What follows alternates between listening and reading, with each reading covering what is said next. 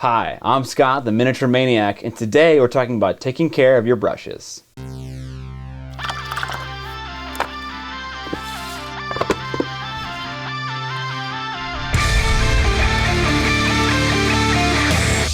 Stick around for the end of the episode, we have a special announcement. What up, Mini family? Brushes can be expensive and also pretty easy to ruin if mishandled. Today we're going to talk about some preventative and remedial steps that you can take to keep your brushes in tip-top shape. Good night, little buddy.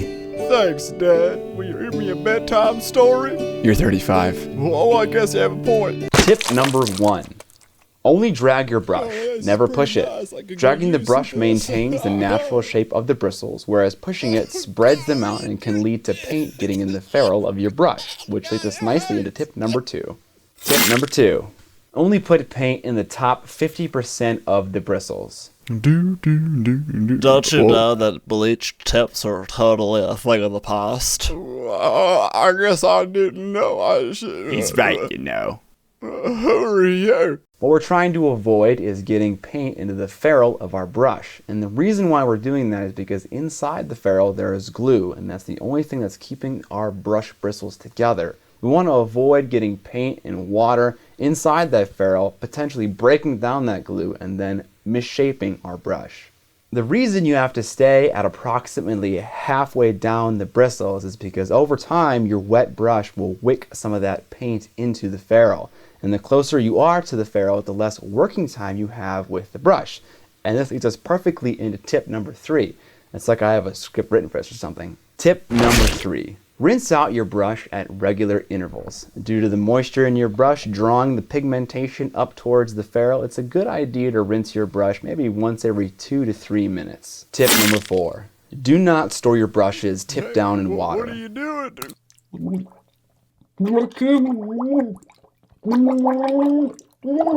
The water will harm the glue inside the ferrule over time, and also the bristles bending against the side of your cup will misshape your brush. Try to store your brushes vertically and not horizontally, on your desk surface perhaps. This way, if there is excess moisture in your bristles, it'll evaporate off or drip off of the side, as opposed to dripping down into the ferrule and potentially degrading that glue a little bit. Tip number 5. This step is a bit of a remedial step and also a preventative step. Consider using brush soap at regular intervals in between your painting projects. Time to put on my moisturizer. Oh, that feels real nice. Yes. I have a little puck of Masterson's brush soap that I use to clean my brushes in between projects. So, after I finish a unit or after I finish a big display piece, I'll wash the brushes that I use to get ready for the next project. I use lukewarm water, swish the brush around in the soap, and use my thumbnail to scrape around the very edge of the bristles to dislodge any paint that may have dried right at the ferrule. I like to get soap all over the bristles, so I fan it out and massage it in. While I'm cleaning this brush, why don't you consider subscribing? It costs nothing and it also raises my ego a ton, because Lord knows I need a more inflated ego. I then rinse out the brush and then apply a little bit more brush soap to the bristles to use it as a conditioner, and this also helps shape the brush. Tip number 6. Use brush caps. This is a pretty simple one. Most brushes come with them. When you're done using a brush, put the cap back on. It protects from forgetfulness and other mistakes. Now on to our final tip. If your brush is starting to get super gnarly and brush soap isn't really helping you at all, consider using a brush restorer like this one from Winsor & Newton. I store a portion of it in a little dropper bottle and then take the nib off and jam 2 to 3 brushes in at a time and leave it in for a few hours. I push it down just far enough for the end of the bristles to be right under the liquid. I then take it out, remove any large chunks of acrylic that were dislodged by the restorer, and reshape the brush with some brush soap. This liquid is somewhat corrosive, and it only works on natural hair bristle brushes. If you use a synthetic brush, you're gonna have a bad time, so make sure you have the right brushes if you decide to use this product. All the products that I spoke about in this video are linked in the description below, and those links are affiliate links, so if you buy using those links, I get a little bit of kickback and it costs you nothing extra. Well, now you know how to care for your brushes rightly. Let's check out a mini person's model.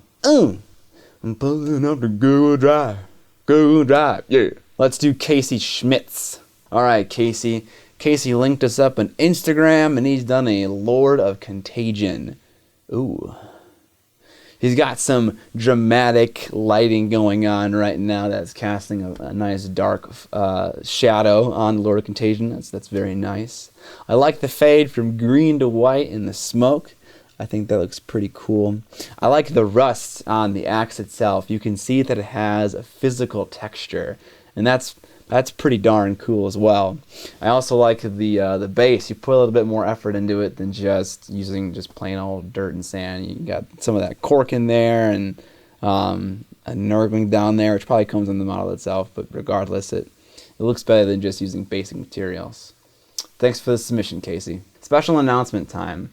For a little bit now, I've been working with a manufacturer to develop a custom cutting mat with my logo on it and some other cool artwork. And right now I'm trying to gauge interest for how many I should manufacture. So in the description below, there's a link to a Google form that talks about what kind of art you want to see on it and if you're interested in buying it. It has information about the size, the shipping, and also the approximate price of the cutting mat. So if you're interested in buying one of those, check out that form in the description below. Thanks for checking out my video. If you liked it, give it a thumbs up. If you want to support the channel, I sell t-shirts and stickers on my Redbubble account. I also have an Amazon affiliate link for all your Amazon shopping needs, all things linked below. Subscribe or die, and most importantly, don't forget to, warning, this next part's going to be loud.